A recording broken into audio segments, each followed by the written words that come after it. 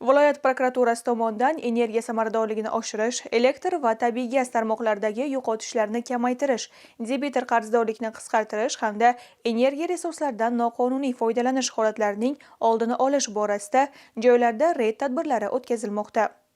Joriy yilda viloyatda 260,8 million kilovatt-soat elektr energiyasi va 71,8 million kub metr tabiiy gazni tejash vazifasi belgilangan bo'lib, bugungi kunga qadar 45,5 ming kilovatt quvvatdagi quyosh panellari, 73,7 ming litr hajmdagi geokollektorlar hamda 314 ta reaktiv kompensator o'rnatildi.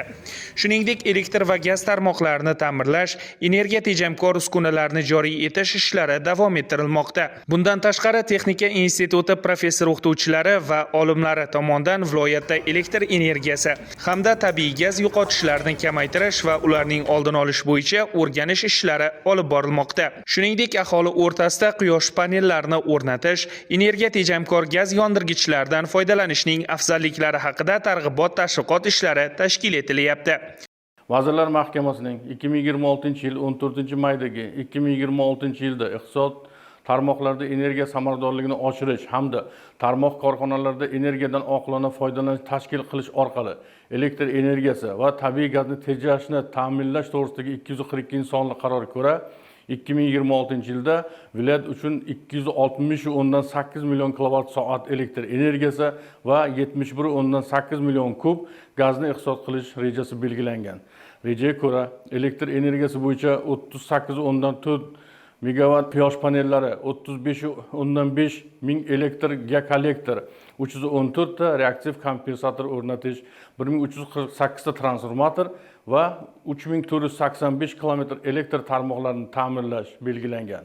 Tabiiy gaz bo'yicha esa 29 mingta nostandart garelkalarni zamonaviysiga almashtirish, 13 mingta xonadonni ikki bosqichli tizimga o'tkazish, 62 kilometr quvurlarni va 697 gaz taqsimlash punktlarini ta'mirlash belgilangan.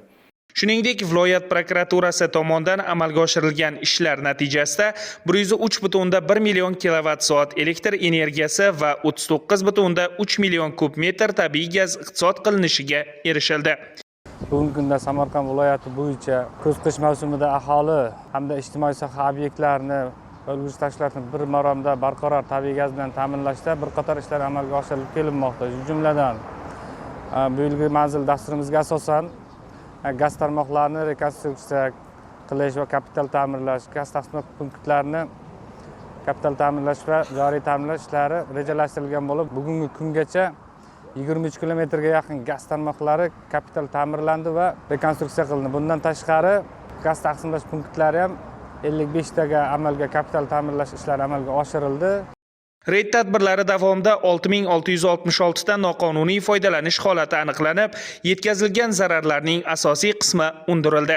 Shuningdek, 1833 nafar shaxs ma'muriy javobgarlikka tortilib, 108 ta jinoyat ishi qo'zg'atildi. Samarqand davlat texnika universiteti professor-o'qituvchilari tavsiyalari asosida Samarqand viloyatida texnik yo'qotishlarning oldini olish va energiyasi iqtisod qilish maqsadida transformator punktlarini qizil, sariq va yashil toifalarga ajratilgan holatda ta'mirlash va texnik yo'qotishlarni oldini olish maqsadidagi ishlar amalga oshirilmoqda. Xususan, Samarqand shahridagi 1,5 mingdan ortiq aholiga xizmat ko'rsatuvchi transformator punktlari qizil, sariq va yashil toifalarga ajratildi va ularni ta'mirlash ishlari olib borilyapti. Buning natijasida shahrimizga aholisiga elektr energiyasini uzluksiz va sifatli yetkazib berishga erishiladi. Bu mahalla hududida 750 ta xonadon bor edi.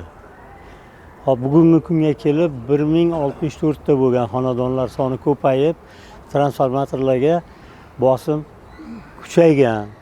Shu munosabat bilan svetlarimiz tez o'chib turardi. Hududiy elektr tarmoqlari korxonasiga murojaat qilgandik, kelib tepalarda bir ko'ringlar. Abonentlar soni ko'payganligi tufayli tepani kuchi yetmayapti, tashlab yuboryapti har necha vaqtda bir. Shuni ta'mirlab beringlar deb aytgandik. Mana bugungi kunga kelib xodimlar kelgan, ustalar ishlab yotibdi. Tepalarda kapital ta'mirlash ishlari olib borilyapti. Viloyat prokuraturasida o'tkazilgan yig'ilishda energiya resurslaridan oqilona foydalanish, qarzdorliklarni qisqartirish va qonun buzilishlarining oldini olish bo'yicha ishlarni yanada kuchaytirish yuzasidan tegishli vazifalar belgilab olindi.